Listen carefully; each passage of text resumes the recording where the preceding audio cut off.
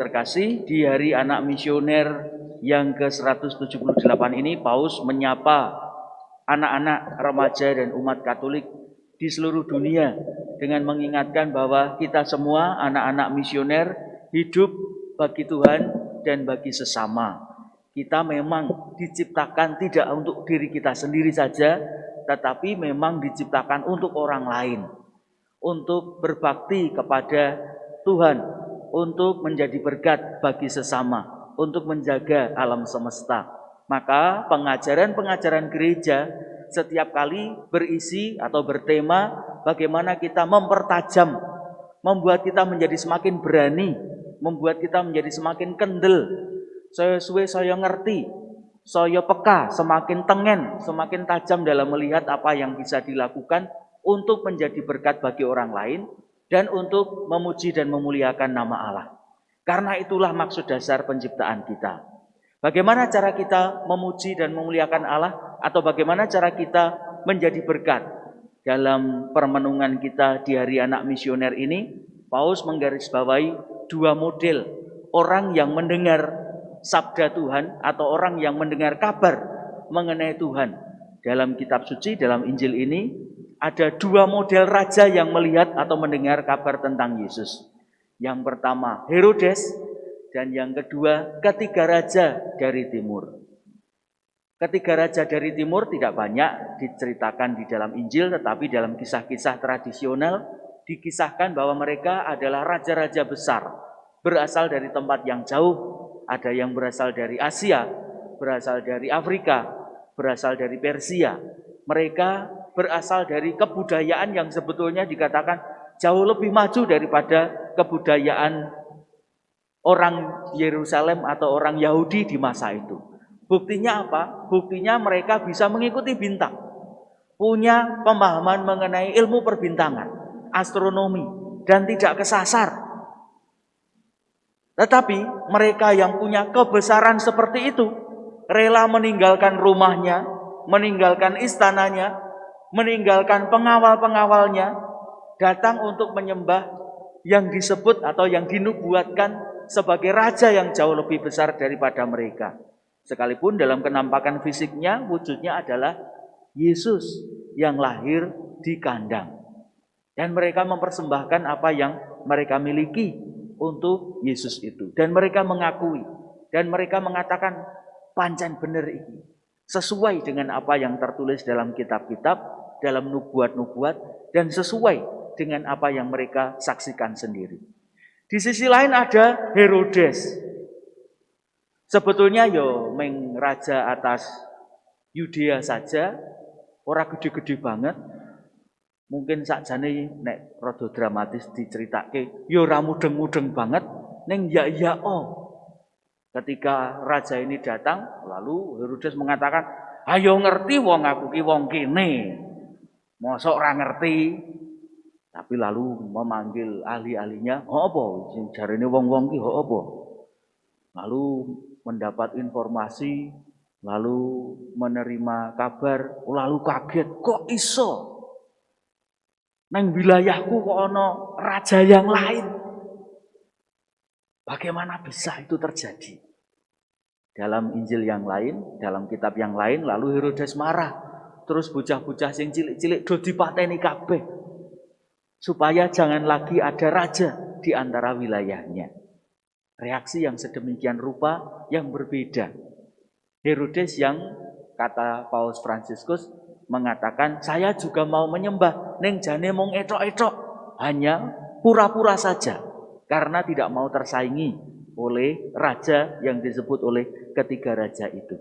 Dua model yang berbeda, bagaimana orang mendengar, menanggapi, merespon ketika melihat bintang atau mendengar sabda Tuhan. Kita juga bisa belajar dari kedua pengalaman ini mengenai bagaimana kita membangun relasi gereja kita.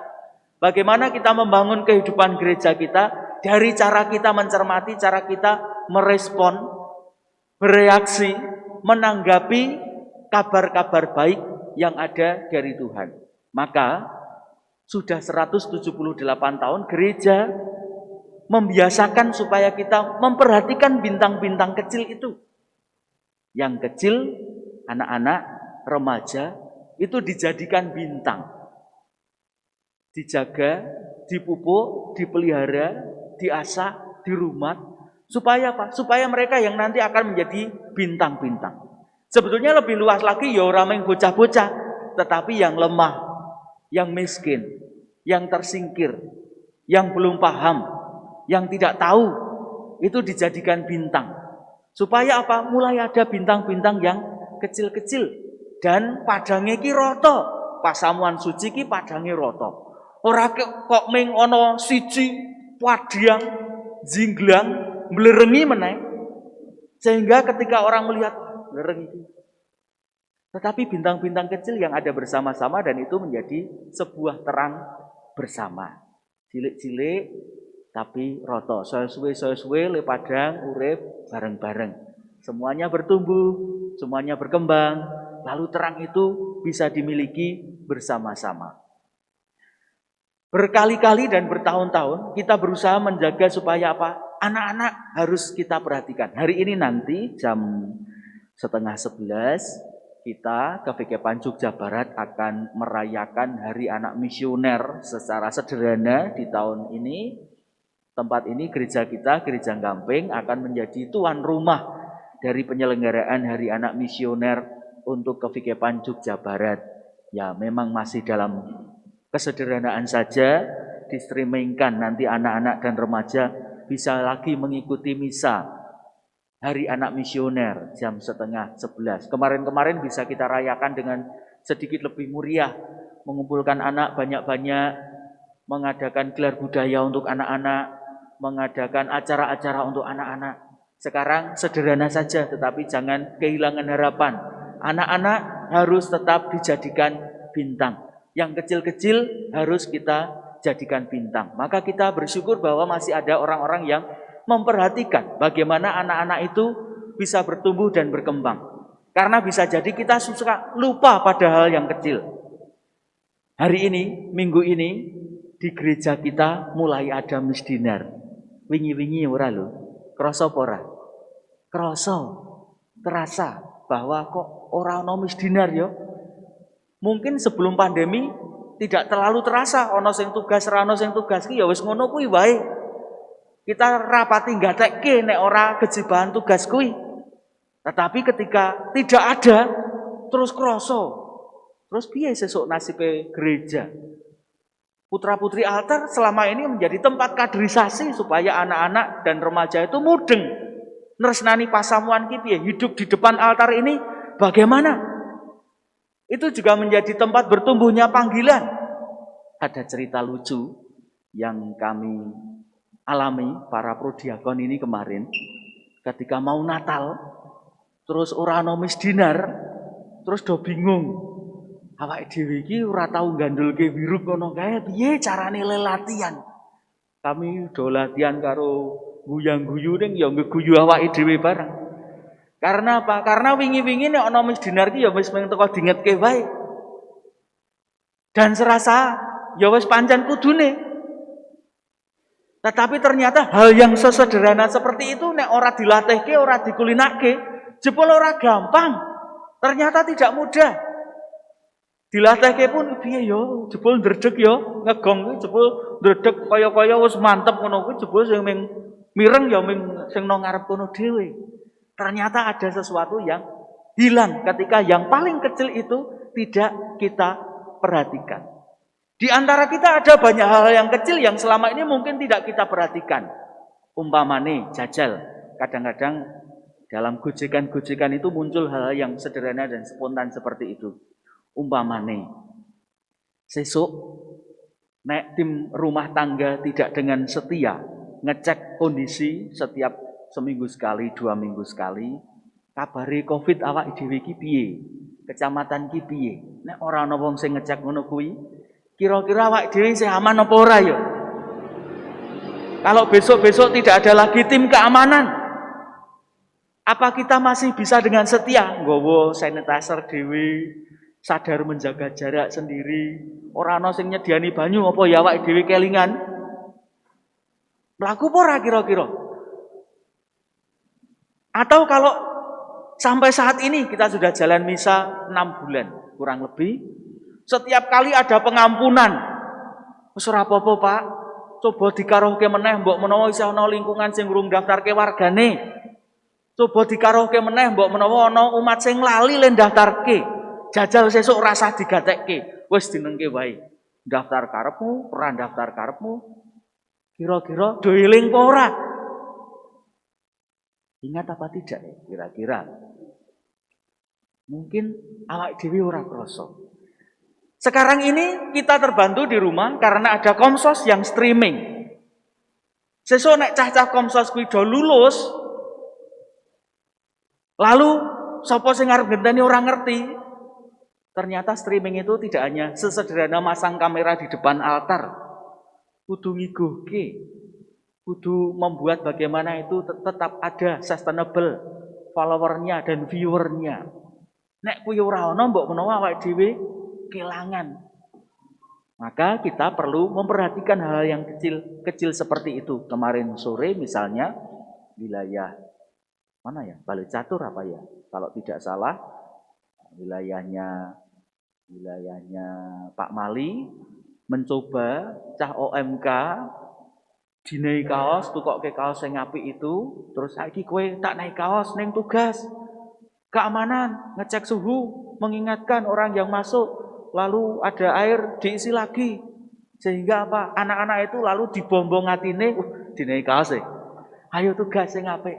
Ora mung dikongkon-kongkon, cah OMK kowe duwe kesadaran, tapi didukung dengan berbagai macam cara.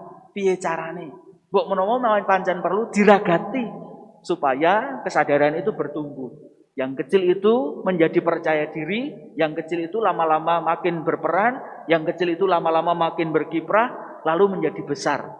Karena apa? Karena kita sama-sama memang seperti para raja ini meninggalkan pengetahuannya, sing luwih gede, sing luwih ngerti, ngrengkuh sing urung ngerti supaya kabeh saya ngerti. Yang sudah lebih tahu membuat supaya yang tidak tahu itu menjadi tahu. Yang sudah tahu caranya bergerak membuat mengkondisikan supaya yang selama ini belum bergerak atau geraknya itu malu-malu, lalu terdorong, terdukung, bangga. Tidak hanya dengan sesuatu yang mengkritik atau mengkritisi, tetapi juga membombong. Oh, nek wong iki kaya ngene iki gak arep tukul ki digetak, ayo ilang. Ning jajal dibombong sih, supaya menjadi paham, supaya menjadi ngerti, sesuk didunungke piye carane. Gereja kita bercita-cita menghadirkan peradaban kasih. Pasamuan suci iki butuh wong sing iso urun angan dan turun tangan untuk membudidayakan peradaban kasih itu. Urun angan dan turun tangan untuk membudidayakan adab kasih itu. Lebih-lebih lagi sekarang yang dibutuhkan adalah yang mau turun tangan untuk membudidayakan adab kasih itu. Mbuh kuwi neng lingkungan, mbuh kuwi neng ngomah, mbuh kuwi neng masyarakat, mbuh kuwi neng pasamuan suci, mbuh kuwi neng endi wae. Sing duwe angen-angen lumayan oke. Yang punya pikiran dan angen-angen banyak. Tapi ya tidak banyak yang lalu angen-angene kuwi didunke dalam bentuk turun tangan bersama-sama. Maka kita belajar dari pengalaman raja-raja ini. Mereka yang dengan penuh kerendahan hati terus-menerus belajar. Mereka yang dengan penuh kerendahan hati menggunakan apa yang mereka ketahui dan mereka pahami itu untuk mencari bintang. Mencari Yesus dalam kehidupan sehari-hari. Mereka yang rela meninggalkan semuanya supaya apa? Supaya bisa menemukan berkat yang jauh lebih besar daripada yang mereka selama ini sudah miliki. Dan mendapatkan Yesus sendiri yang hadir. Kita pun sebetulnya dipanggil untuk ikut ambil bagian. Syaratnya mau belajar terus-menerus, mau bergerak, mau rendah hati, sesekali juga mau meninggalkan segala kenyamanan-kenyamanan kita. Sesekali kita juga perlu bertobat dengan spontanitas kita ketika kita seperti Herodes mengatakan, "Wis ngerti aku, kuwi lak kaya biasane. Wis tahu. Neng kene iso luweh. Aku wis luweh mudeng timbang kowe. Kowe iki sapa kok ngandani aku? Derajat pangkatmu ki apa? Lalu kita bersama-sama mencari Yesus yang paling sederhana itu. Yang kecil dijadikan bintang. Kita bersyukur bahwa kita mendapat kesempatan yang istimewa. Keselamatan kita dapatkan ketika Yesus hadir dalam kesederhanaan, kelemahan-kelemahan, dan keterbatasan-keterbatasan kita. Kita hanya perlu membuka hati dengan penuh kerendahan hati supaya kita mendapatkan berkat dan bisa bergerak bersama-sama meratakan bintang-bintang yang kecil-kecil dalam hati kita masing-masing sehingga dunia ini menjadi terang oleh urun angan dan turun tangan kita masing-masing membudidayakan adab kasih.